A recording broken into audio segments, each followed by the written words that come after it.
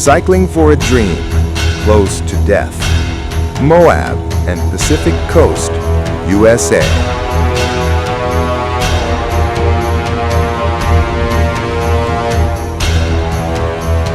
This is the story of our long-anticipated cycling adventure, two dream-chasing riders in our late 60s.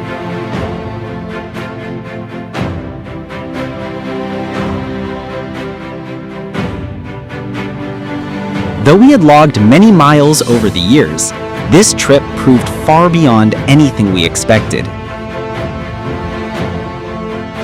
It pushed us to the edge of our limits, at times truly life-threatening, yet we were fortunate to make it through. We may well be the only two Thai cyclists to attempt a route like this. Here's how it unfolded.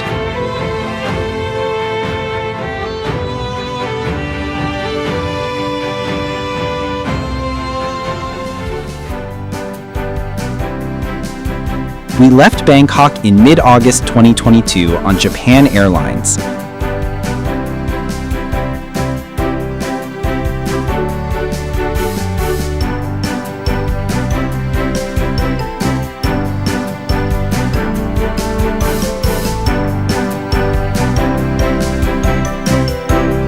Connected from Tokyo,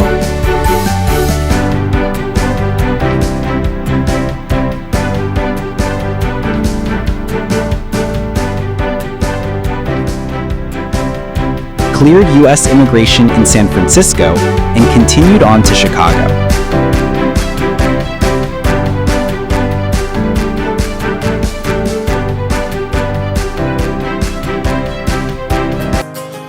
There, we stayed 3 days at a Thai temple, catching up with old friends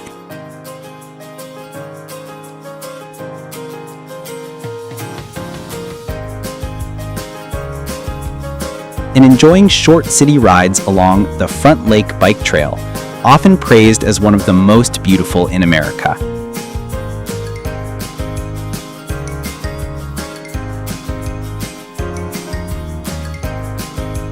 Our goal was Millennium Park, to see the iconic Cloud Gate.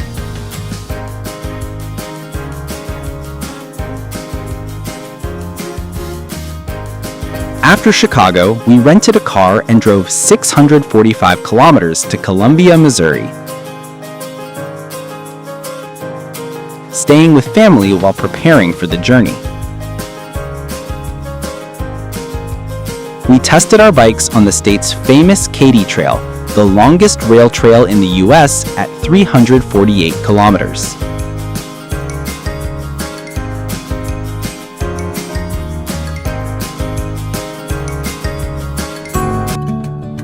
When the time came, we set off again by rental car.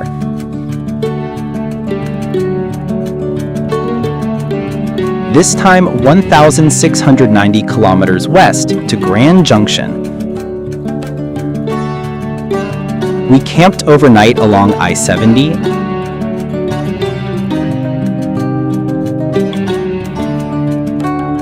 and reached Grand Junction the next evening. Checked into a hotel, cooked dinner, and rested.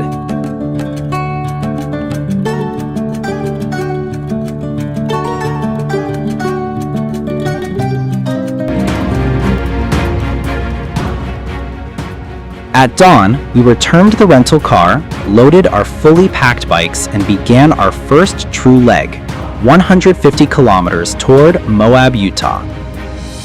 Soon after leaving town, we met a woman cyclist who suggested a route not on our map.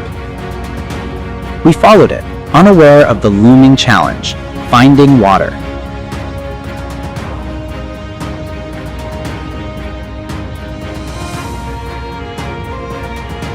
The semi-desert heat drained our bottles quickly. Our first stroke of luck came when we refilled at a lone house in the afternoon.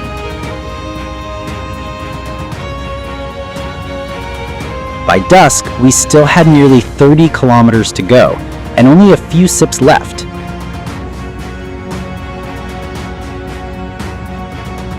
A truck driver at an I-70 exit kindly shared a bottle. Enough for us to ride nearly 2 more hours in darkness to the tiny town of Cisco. where we slept exhausted under a tree beside the railroad with only a trace of water remaining.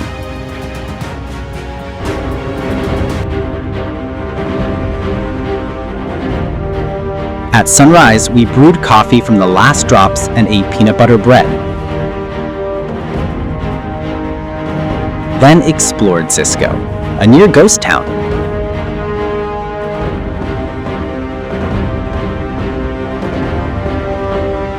After quietly filling a small bottle from an empty house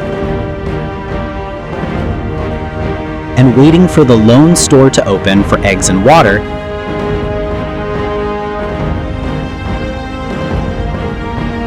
we met an RV camper who generously gave us 2 more bottles each. The remaining 70 kilometers to Moab began gently.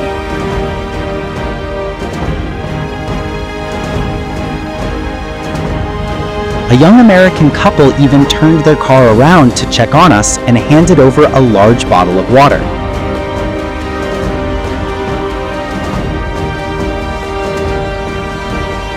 We paused for lunch at Dewey Campground and continued along the spectacular Colorado River. The afternoon brought steep climbs and heat, and our supplies ran low again until we found a small stream and filtered enough water to fill every container.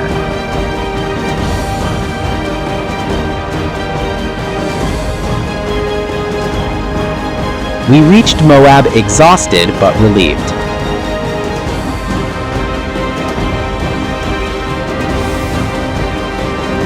Our original plan was to continue riding nearly 900 kilometers to Las Vegas, but after 2 grueling days and repeated water shortages, we knew luck might not keep favoring us.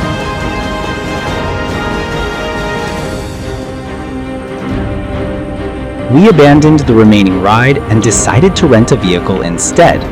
Because normal rental agencies required same location returns, we turned to U-Haul, which allows one-way drop-offs, though we had to wait 3 days.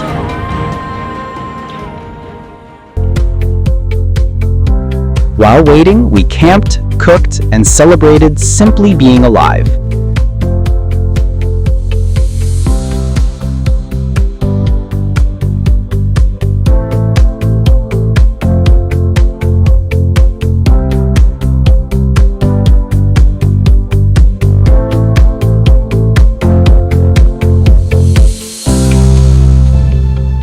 We had to pick up the U-Haul truck in a town a short distance from Moab.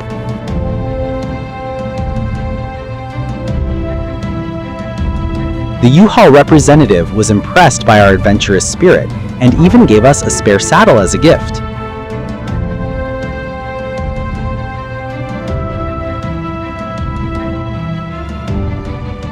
Leaving Moab, we planned an overnight stop before reaching Las Vegas.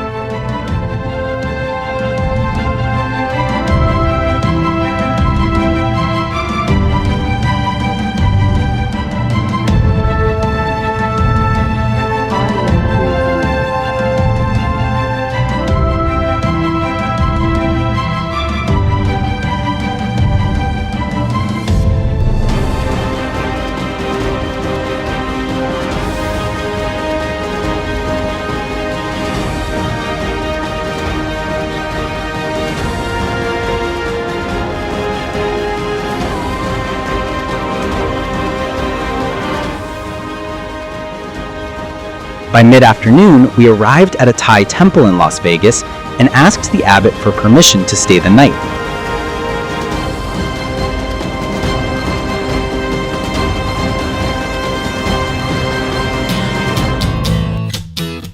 From there, we drove on to Lancaster, California to prepare for a dream cycling route beloved by riders and road trippers alike, the Pacific Coast Highway.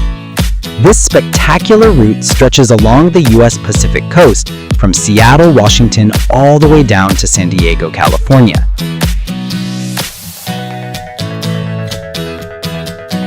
As before, we planned to stay at a Thai temple, this time Wat Tun Seti. After sharing our story with the abbot, he kindly welcomed us to stay as long as we needed. We returned to the U-Haul in Lancaster and spent nearly a week relaxing at the temple while waiting for our reserved Amtrak departure.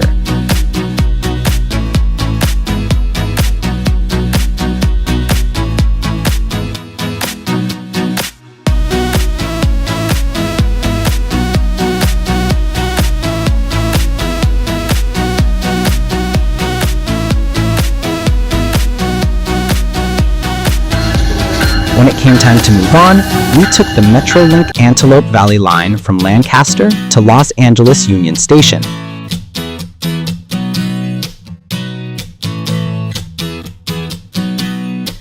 Then boarded the Amtrak Coast Starlight to San Luis Obispo, a city midway between San Francisco and Los Angeles.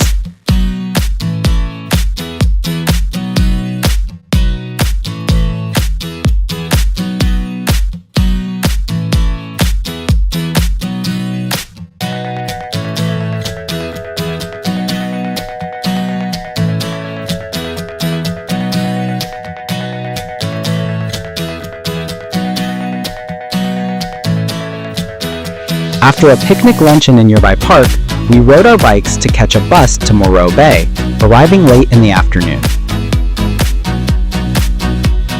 We cooked a simple meal and spent the night at Morro Bay State Park.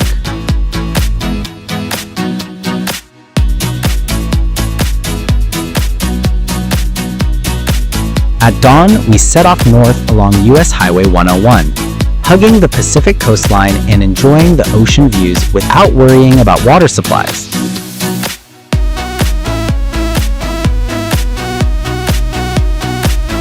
We stopped for a roadside lunch and met a local cyclist who, upon learning we were heading north, warned us about the strong headwinds. He was right. The wind was fierce, forcing us to pedal hard just to make progress. As evening fell, we found a secluded spot to cook dinner and pitched our tent for the night.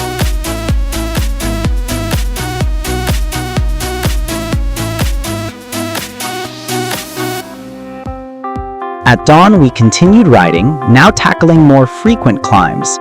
After a stop to refill our water, we pedaled on until we reached a campground and decided to stay the night. While we were there, we met other cyclists who told us that rain was expected the next day. Uh-oh, none of us had brought a proper rain jacket, only thin windbreakers.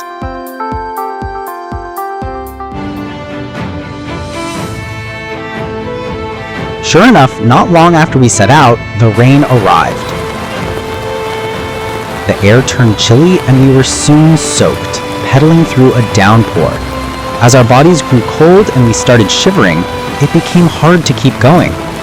When we spotted the Fernwood Hotel, we headed straight inside and checked in despite the nearly 10,000 baht nightly rate. Better to buy a chance to stay alive. A hot shower, dry clothes, and a warm meal in the room were worth every cent.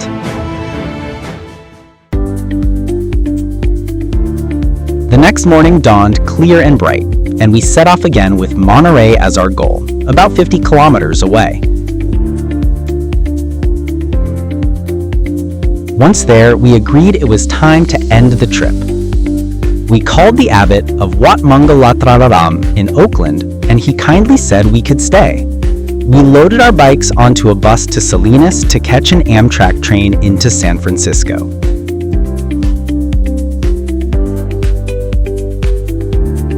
We had to spend the night in Salinas while waiting for our evening train, so we checked into a hotel, checked out at noon, the next day, cooked lunch in a city park, and then returned to the station.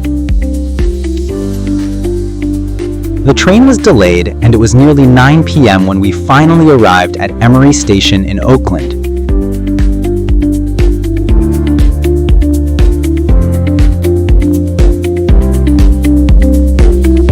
From there, we rode about 40 minutes to the temple, where we stayed several more days until our scheduled Amtrak trip to Seattle.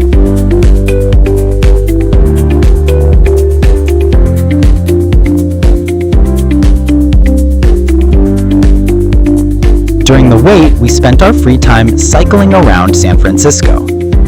San Francisco on the Pacific coast of California is one of the state's most important cities, and the second most densely populated in the US after New York City. Iconic sites include the world-famous Golden Gate Bridge and the city's classic cable cars.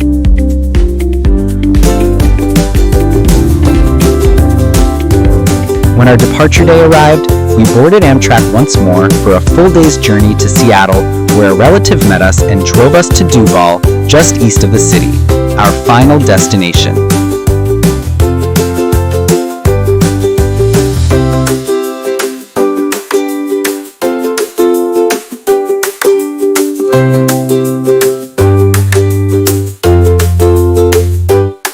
And with that, our near-death cycling adventure, where we narrowly escaped danger more than once, came to an end.